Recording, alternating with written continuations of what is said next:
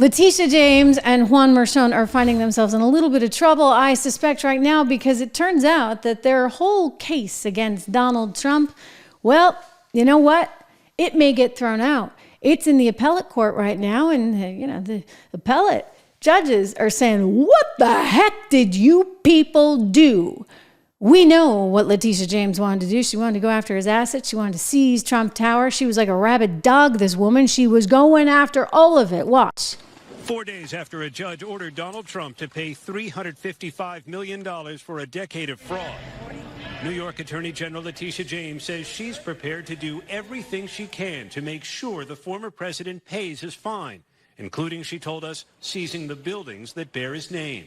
If he does not have funds to pay off the judgment, then we will seek, judgment enforcement mechanisms in court, and we will ask the judge to seize his assets. Well, it turned out he got the bond. By the time it was all said and done, it was somewhere around nearly $500 million. So these people were going after him for $500 million on some, pun intended, trumped-up charges. I mean, this was wild. This one, perhaps, to me, at least as a business reporter, it was so concerning to all my sensibility and to all my training and understanding of fairness. So do not forget what went down here. Remember, he requested a loan from his bank, Deutsche Bank, and as collateral for that loan, he said, I've got Mar-a-Lago. And I've got, Trump Tower, my apartment at Trump Tower. And it turned out that maybe the square footage was off a bit. I'm not condoning that. But these are sophisticated parties. And Deutsche Bank was required to do its own due diligence. He also listed Mar-a-Lago at a valuation that somehow offended Leticia James, who thought it was only worth $14 million. Yeah. Hey, beauty's in the eye of the beholder, I guess. Heck of a lot more than $14 million is what it's worth. I would have bought it for $14 million. Hey, we could have gotten a few together and that would have been a quick profit. So who is Leticia James to actually be deciding what the value of some real estate in Palm Beach, Florida is? I would like to know. What is she doing getting in the middle of this transaction? Well, guess what? The court wants to know the exact same thing. Here we go. So there was this appellate court ruling, or rather hearing, I should say, for about 50 minutes last week. And this did not get reported by the mainstream media. No, you're not going to hear about this from them because you know what? It points to just all the disgusting stuff these people did. So I quote one of the justices who's talking to the lawyer for the state, who's arguing on behalf of Leticia, etc. This one, John Higgett, said, quote, I'm sorry, what's being described sounds an awful lot like a potential commercial dispute between private actors. And then another one, Justice Peter Moulton said, quote, there has to be some limitation on what the Attorney General can do in interfering, he said, in these private transactions where people don't claim harm. In other words, nobody was claiming any harm. Deutsche Bank got paid back and then some with interest. And yet Leticia gets in the middle of all this and the lawyer's like, yeah, forgive me, this is the justice at the appellate court saying, private transaction. Just exactly what are you getting at here, lady? Well, the woman who's representing Leticia, New York's Deputy Solicitor General, Judith Vale, said, no. This is important because if Trump could do that, then he could maybe get a lower interest rate. And so this was a fraudulent thing and we need to prevent this from happening. To which the other justice, David Friedman, said he couldn't find another example of a state attorney general's office using the fraud law so broadly. Quote, you've got two really sophisticated parties in which no one lost any money. Other cases, he said, involved damage to consumers or the marketplace. You don't have anything like that here. End quote. Dun-dun-dun. So what were they doing?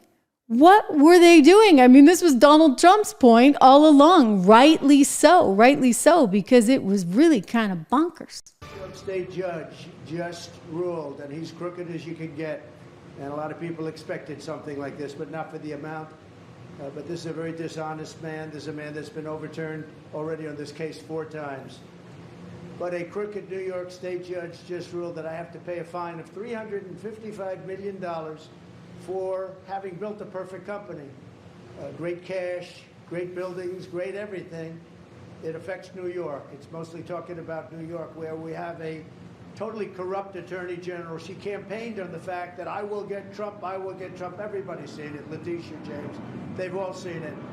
Well, we'll be appealing, but more important than that, this is Russia, this is China, this is the same game. All comes out of the DOJ, it all comes out of Biden. It's a witch hunt against his political opponent, the likes of which our country has never seen before. You see it in third world countries, banana republics, but you don't see it here. So I just want to say this. You build a great company. There was no fraud. The banks all got their money, 100%. They love Trump. They testified that Trump is great customer, one of our best customers. They testified beautifully. And the judge knows that. He's just a corrupt person. And we knew that from the beginning. We knew it right from the beginning because he wouldn't give it to the commercial division. This judge thought Mar-a-Lago is worth $18 million, and it's worth anywhere from 50 to 100 times that amount.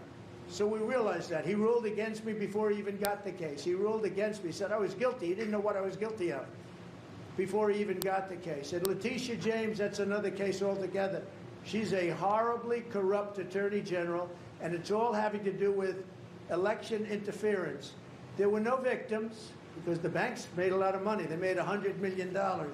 And by the way, I paid approximately $300 million in taxes as the migrants come in and they take over New York. I paid over this period of years over $300 million in taxes, and they want me out. Oh, let's see if we can get them out. These are radical left Democrats.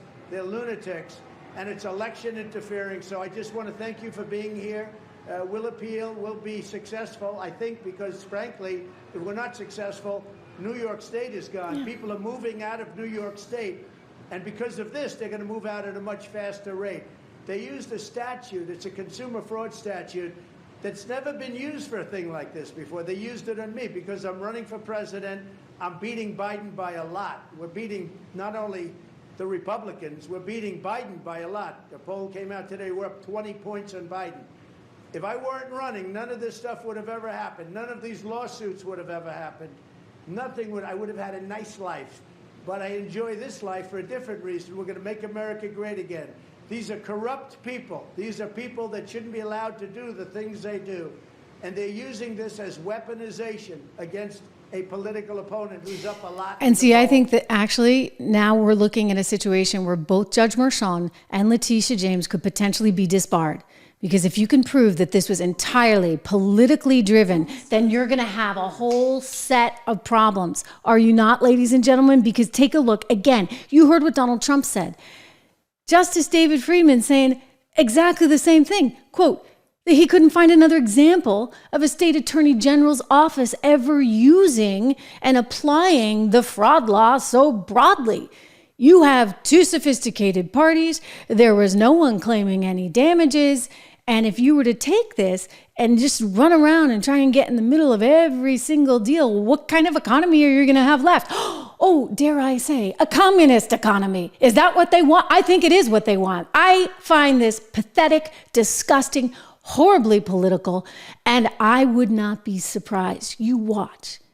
This is the kind of stuff you get disbarred for. Leticia James, Juan Merchan. Careful what you wish for. I'll tell you, Juan, you should have backed out of that case while you still had the chance. You really should have. It's terrible that they're doing this kind of stuff. It really is. Because that is not a fair society. Listen, I want you to go over and look at some great friends at Heritage have put together Project 2025. I like it. You know what Donald Trump keeps saying? Oh, you know what? I'm not associated with that. He's not. But there are still some really, really good ideas. The left keeps trying to make it into something it's not. But they want to help prevent stuff like this. In other words, this is a great example. This Trump case, with when it was all said and done, $489 million fraudulently valuing parts of his real estate. That's what they charged him. He had to pay $489 million. I'd like to know, can he get the money back? and then some with interest? And can somebody do something about Leticia James? I mean, what kind of recourse do you have? You don't have any. This is part of the problem. And so Project 2025 is trying to fight back against some of those things. Go check them out when you get a chance. Go to 25truths.org or Project 2025, because we can't have this stuff happen. We just can't. And that's one of the tenets of what they're looking at, how to get rid of this deep state action, because you need less government in this case, not more. This is a perfect example of government gone wild.